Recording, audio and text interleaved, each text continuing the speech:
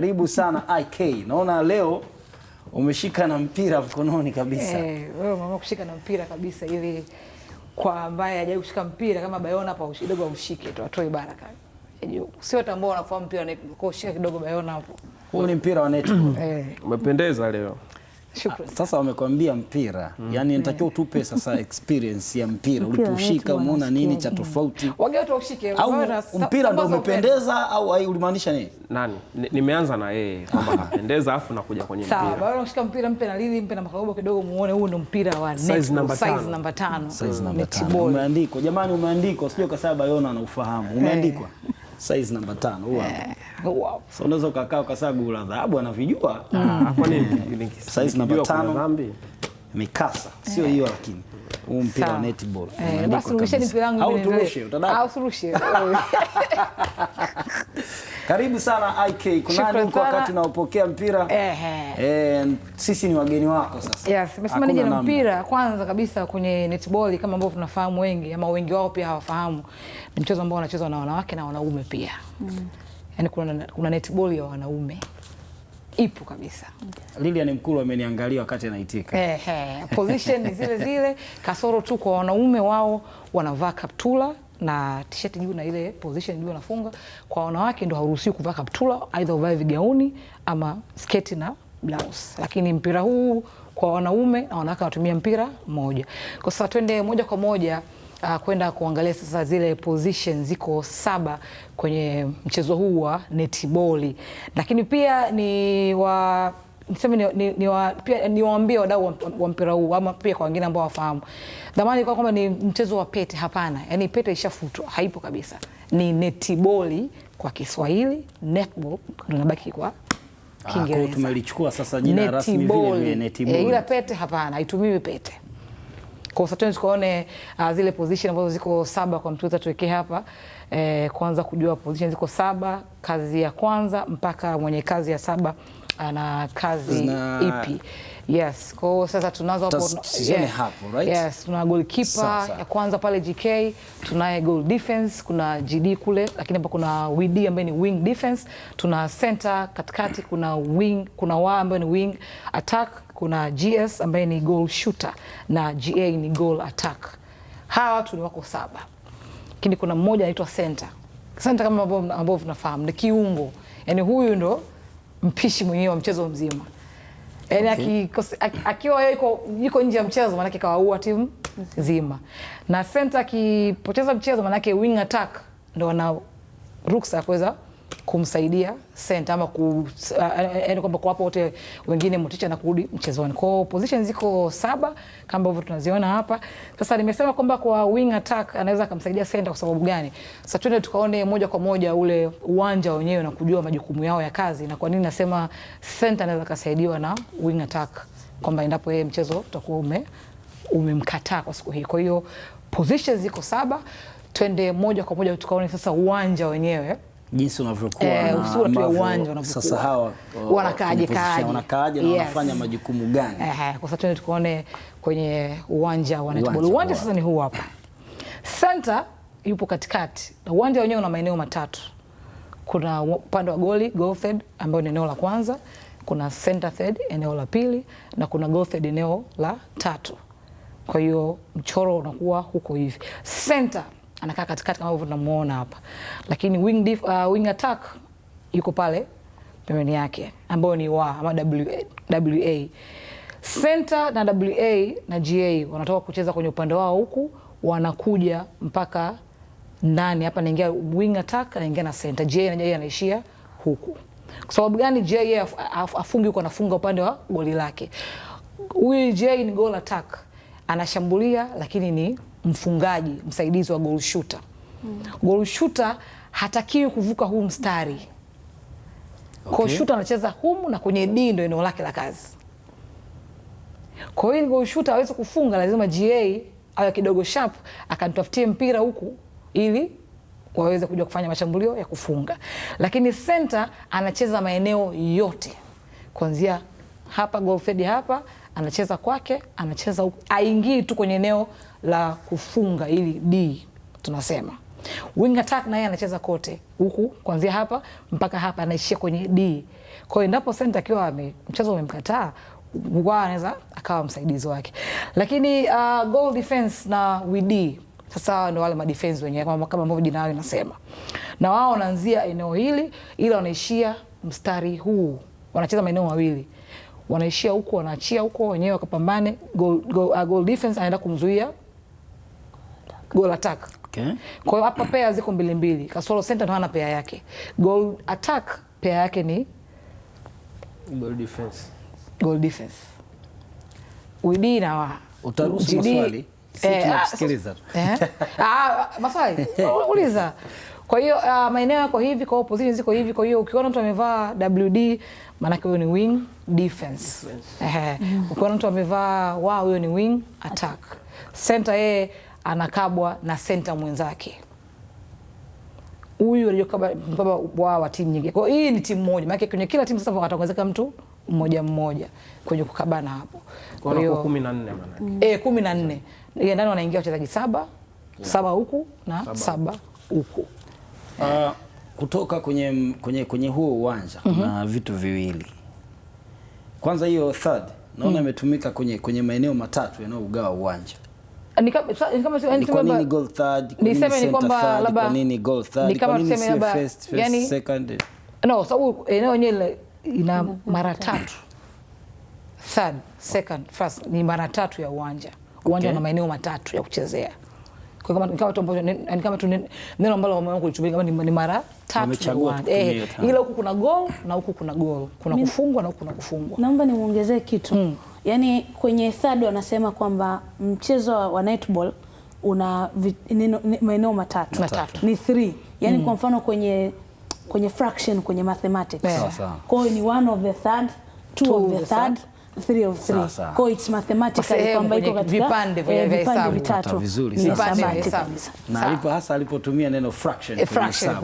Ila pia haukuwa mzuri wa hesabu. Haukuwa mzuri wa hesabu. Kwa hiyo hesabu uliotumia. Kwa hiyo nilifanya nimeelewa haraka. Kwa hesabu. Kwa mimi napiga historia hapa. HKL. Alafu pia kuna kitu ambacho mimi nitamani kuongeza. Unajua unaweza ukasema kwamba WD anakabwa na WA ila hamruhusi kugusana kwenye netball. No contact. Yaani unavokaba usimwekee mwenzio contact. Mpe 1 meter, mpe nafasi ya 1 meter. Maana yake umefanya foul. Yes. Yaani mimi nataka nikabe Bayona nampa 1 jipime 1 meter yako. Kuhusu sabu ni somo ambalo liko mbele au niendelee kusubiri? Kuhusu mabadiliko ya wachezaji. Ambapo kwa kawaida kuna form pale wanajaza kama kawaida wanajaza. Yani huko tutaendelea tu. Kwa leo tumeishia sisi hapa. Kwa leo hapa. Kwenye aina kwenye nafasi 7 za wachezaji na kwenye uwanja wenyewe na kwenye huu mpira ambao nimeushika hapa ni mpira wa netball na kwenye neno pete hautumiki ama litumiki ni neti ball kwa Kiswahili. Na mimi nataka nijue kitu. Goal shooter, goal attack. Goal attack anaruhusiwa kufunga. Anafunga. Ni goal tail attack. Ndio maana nikasema mwanzo goal shooter anafunga lakini hatoki huu mstari. Ila goal attack anafunga anakwenda kutafuta mpira. Kipindi yeye anakwenda kutafuta mpira goal attack kuna goal defense pia huko. Hawezi kukubali achukue mpira kirahisi. Kwa hiyo goal attack anafunga, goal shooter anafunga. Goal defense hafungi, ana defense. Mara nyingi nilikuwa nikiangalia afungi. Hata pata mpira hivi, yani yeye ana kazi ya kupata mpira kurusha kwenye upande wa timu pinzani. Ni sheria. Sheria anayefunga ni goal shooter na goal attack. Maana mara nyingi nikiangalia naonaga mchezaji wanatafuta mpira alafu lazima wampe mtu mmoja. Watu wawili maana. Kwa netball huku wanafunga ni wawili. Mfano, kwa basketball wanafunga wote. Basketball wanafunga. Kwa hiyo ni tofauti kwamba huku, yani huku lazima sheria na huku mpira anaanzisha mtu huyu mmoja. Center katikati. Yaani achukweni mpira yote mtampa tu yeye. Na mpira ukishakufa ukianza upya unaanza katikati. Na ataanzisha ni center. Na mpira ukianzisha ruhusi kuuvusha huku. Mpira unaanza kwa wachezaji wa mbele hao. Kwenye hiyo unapenda kucheza nafasi gani? Mimi ni goalkeeper. Goalkeeper. Mimi kwa unanijua ni goalkeeper. Goalkeeper huku hadaki. yani hadaki kwa maana na yani nataka kumaanisha kwamba sio ile concept kama ile mpira miguu kwamba wewe uko kwa ajili ya pachi basi uondoke upande, lazima ushike ufuate taratibu, uondoke kwa taratibu. Huko mikono iko juu, kuna kinga mpira, yule anayefunga endapo atakosea wewe una udaka, ila huruhusiwi kuchukua mpira, ila usichukue kama umeushika. Akisha attempt ule mpira kudondoka chini wa yoyote, kwa hiyo anaweza kafunga kakosa ukadoka na yeye tena akachukua mara pili mpira. Kwa goalkeeper, yani huko mchezo wanafunga tu hawa na hasa alifunga ni huyu mmoja goal shooter. Yaani anakaza kufunga tu, lakini huyu endapo amekwama amechoka ndo. Kwa hiyo lazima muwe na GA ambaye ni kishada, ambaye yuko sharp. Ana kasi. Yes, ana kasi. Kwamba naye ana nguvu. Kwamba nina nguvu ya kucheza kote huku na bado kurudi golini, goal shooter ameishiwa nguvu na nikafunga. Ama nitafute mpira huku nifike golini nimpe shooter wangu afunge. Teamwork. Rukaya anasema yeye hiyo goal attacker ndo nafasi yake. Rukaya bae hesabu ya pili lakini akae nje kwenye hesabu.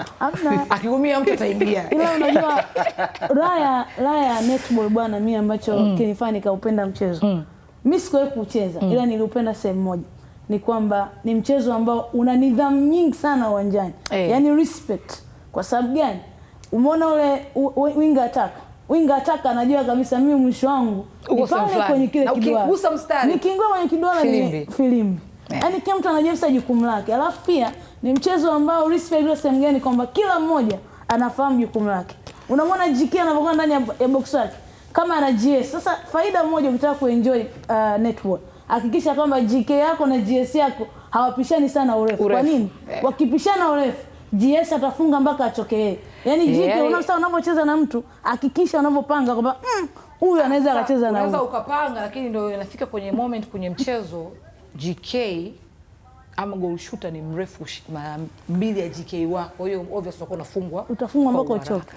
Lakini uzuri wa mchezo ama faida ya mchezo, center pass ni ya kila timu. Sasa hivi pia unaanza kwa timu Bayona. Ukishakufa pia aidha kwa kufungwa, unarudi kwa timu IK. Kwa hiyo sasa ni wewe. IK na maswali mawili kutoka hapo. Kwanza nataka kujua mfumo wa mawasiliano unapokuwa uwanjani. Kwenye mpira wa miguu tunaweza tukashout, kwenye basket tukashout, kaita. Nataka kujua hilo la kwanza. Jambo la pili, natamani kujua jinsi ambavyo kanuni za sheria za huu mchezo zilivyowekwa kwenye udhibiti wa maeneo ya wachezaji. Naona ni kama kanuni zimelenga kusaidia mabenchi hivi. Unajua kwenye mpira wa miguu wanakuambia kiungo wakati unacheza hapa. Sawa?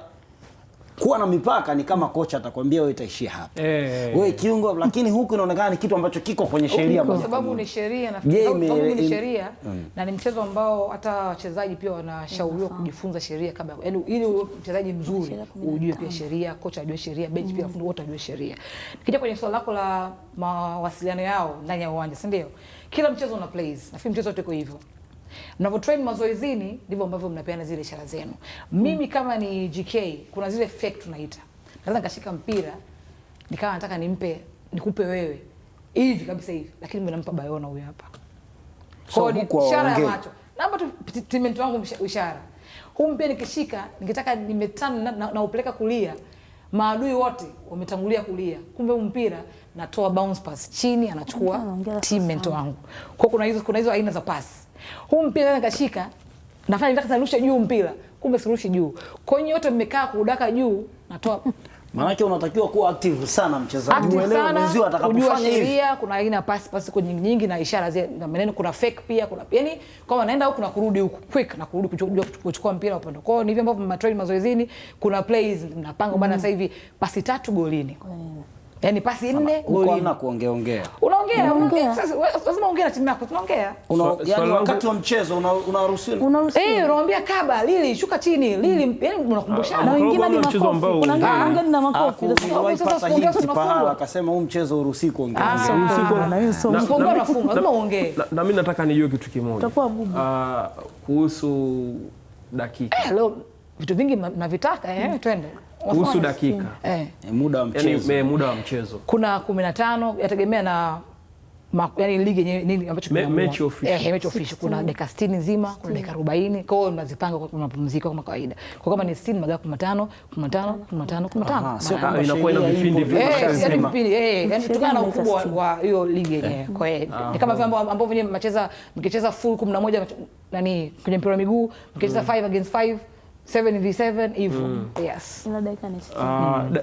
Kwa dakika 60. Alafu kuna mashindano dakika 40. Mnakubali kuna game mchezo dakika 40. Kuna mkifika hatua za finali muda unaongezwa dakika 60. Sababu tunafanya kama kawaida.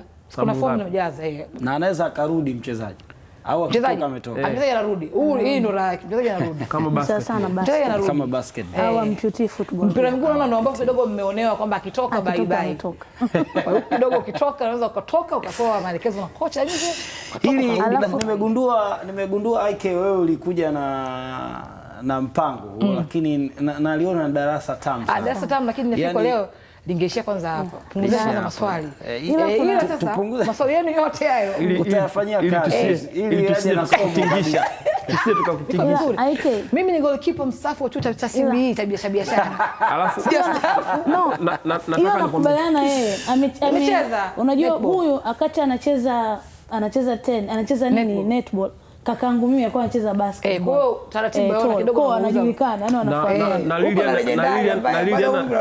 Lilian anacheza nafasi gani? Mimi hapo. Mimi mkota mpira. Jamani, stories ziko nyingi, kuna netball na kuna zingine. Ila kwa maswali yenu yote, ingekuwa ni vyema sana tarehe 9 mwezi wa 5 ligi ya mpira wa netball Dar es Salaam inakwenda kuanza. Kwa hiyo ni nzuri ukaona ukasikia, lakini ukiona pia mwenyewe uwanjani inanoga zaidi. Nilikuwa nataka nisemaje, mechi ijayo nikuchukue ambayo wewe utacheza wewe kama golikipa. Nitakuchukua. Sawa? Lengo langu ni taarifa ndaungana bado. Haina shida imeisha. Mimi natamani wajuze wananchi. Netball ina sheria ngapi? Football tuna sheria 17. Nani basketball ina 10 na kitu. Sahihi. Netball kuna kitu. Huko kuna 21 kuna, lakini bado sheria mpya nataka nije na kitabu. Unajua masuala ya sheria sio ya kusema barabarani ovyo. Hiyo ni sheria. Ndio maana nimeuliza kwa sababu je netball ina sheria almost 20 kitu ile inabadilika kila mara. No hizo yani hivi nimwambia hivi leo nakuja na mpira eneo na jezi, wiki ijayo tutakuja na vitu vingine, mbona hamuelewi? Sawa. Nimechukua sana. Makorobo. Sasa tuende kwenye upande wa NBA. Wiki ya 17 tuende kujua kwenye total assists, kwenye total points wote nani anaongoza. Tukianzia na Shai Alexander na 1558 kinara, lakini pia amekuwa kwa muda mwingi yeye kuongoza kwenye kipengele cha total points, yani total nyingi, alama nyingi kwenye wiki 17. Tyrese wa pili, lakini Donovan tuna namba 3, Jaylen Brown namba 4, Boston Celtics, lakini tunaye Luka Doncic namba 5 ambaye ni 1379. Kwa sababu mtoza kwenye kila takwimu atupeleke mdogo mdogo. Baadaye tutaenda pia kujua kwenye total assist tunaye nani na rebounder tunaye nani kwenye hii wiki ya 17 mfululizo.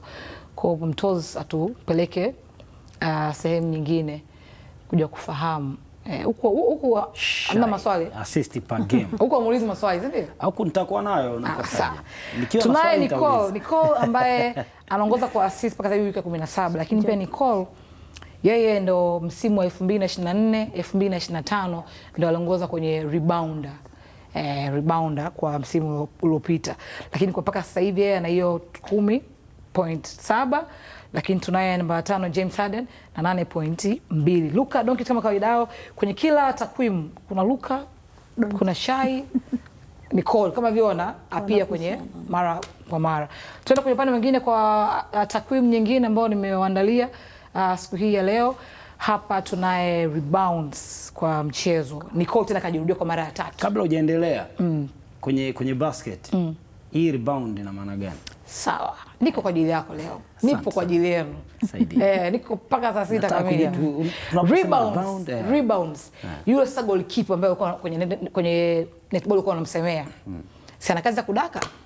Lakini mipira tu ambayo inadakwa pia huko chini ya goli ndio hizo rebounds inaitwa kwenye basketball. Kwenye ule ubao wa kufungia. Yaani mtu anapokwenda kufunga anaambiwa kafunge and take your rebound. Funga, chukua mpira wako. Yaani mchezo mzuri lazima unapoenda kufunga hakikisha umefunga, ukikosa inakuaje? Kwa kama utakosa pia sogea mbele daka, sababu bado mpira hujakufa. Hii ndio rebound. Mpira yani kigonga ile ringi karudi, akisha unachukua rebound ndio unachukua mpira wako. Kwa hiyo either utachukua sasa wewe, atachukua opponent wako. Kwa hiyo hizi ni rebound ambazo huyu anazidaka pale chini ya ubao kuwapa timu yake faida kwamba adui anakwenda kufunga, amekosa. Kama hata hajaruka au karuka naye vipi? Kamruka zaidi, kachukua mpira, anarudisha mashambulizi.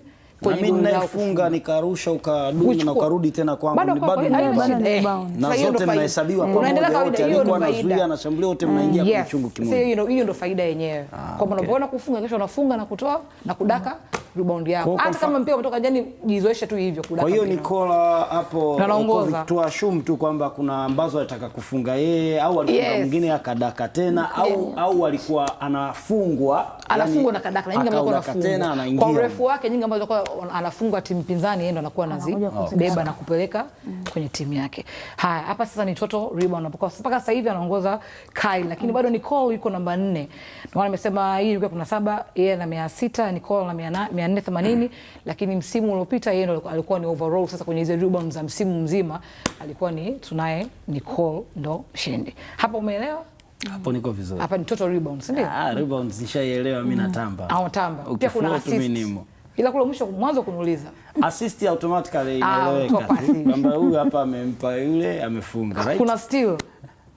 Sasa hapo ndo utaniambia. Steal unaiba? Steal kuiba. Steal. Nifikiri steal bado. Kumbe steal. Steal kwamba mpira ambao unaiba wewe. Huyu ameshika mpira anataka ampe Bayona. Unapita pale katikati yao. Kwenye football tunaita ku recover, right? Unadaka ule mpira unapeleka kwa timu yako pinzani. Yes, kwa hiyo kwenye total pia assist Nicole iko namba 2. Kwa unaweza kuona kwamba Nicole alikuwa na deserve kuchukua ile best rebound overall ya msimu uliopita, na mpaka sasa hivi bado naona kwenye kila takwimu ameapia au ameonekana. Alafu ukiangalia ni mtu ambaye ameingia kwenye basketball akitokea katika ligi za kawaida. Unajua alikuwa anacheza Barcelona, ametoka katika timu ya kikapu ya Barcelona, ameingia NBA, amekuja kutawala. Sio tu hapo, hata kwenye total points. Na watu wengine wanatoka college na wanaingia. Hata kwenye total points kwa hivi karibuni tangu ameingia, ni mmoja wa wachezaji ambaye kwa age yake miaka 25, 26, 28 wanaamini kwamba inawezekana akaja kuwa mmoja wa wachezaji mzuri. Kwa nini? Height yake inambeba, body. Yani mtu ambaye ukimwona kwa sura ukasema ni mzembe. Yani sura yake elimu watu wengi wana hiyo picha kwamba vile anaweza kazi body yake body la danganya. Wale wengi wanakaa kama wazembe. Mimi nimemaliza hapo. Kama mtu ana swali nipo kwa ajili yenu hapo. Ni swali gani ambalo hatuja kuuliza na natamani tukuulize? Mengine kesho. Kesho nao kuna swali unaotamani tukuulize na hatujauliza. Mimi nikikuuliza swali moja kwenye NBA. Unaionaje kiwango cha Oklahoma City Thunder? Inawezekana ikawa inaonyesha moja timu ambayo msimu kama vile inatutisha. Sasa ujue mimi nasemaga kwenye basketball hasa kwa NBA, nafikiri wao wana tabia ya kubadilisha mchezo hata kama ni kota ya mwisho. Huku kuna kota 4, kuna vipindi vinne. Kota ya kwanza, kota ya pili, yaani mtu anaweza akaongoza kota 3 lakini mwisho nikawa ni kwa hiyo tusubiri tu muda utasema tu au tusubiri playoffs. Tusubiri bado muda utaongezea na bora zitaamua. Bwana asante sana. Naamini una vitu vingi vya kimichezo. Instagram unapatikanaje? Kwa mtu anaweza kataka aende pale pia kuchungulie unaongea chochote kuhusu Instagram kama IK the host, karibu sana, lakini pia kwa wadau wote wa mpira wa kikapu, hizi NBA za local team, msisahau kufuatilia mchomo kila Alhamis saa 1:30. Azam Sport 3 ipo kwa ajili yako. Kwa hiyo fika pale mapema sana saa 1:30 ili uweze kujua kwenye NBA na kwenye local basketball kuna nini kinaendelea. Lakini pia kubwa kuliko, kesho ni siku ya Ijumaa tarehe 20 pale viwanja vya Don Bosco Oyster Bay, Ramadhani Star Leagues inaanza kwa upande wa mpira wa kikapu jioni saa 1 baada ya kufuturu. Timu 8 kwa wanaume na timu 4 kwa wanawake.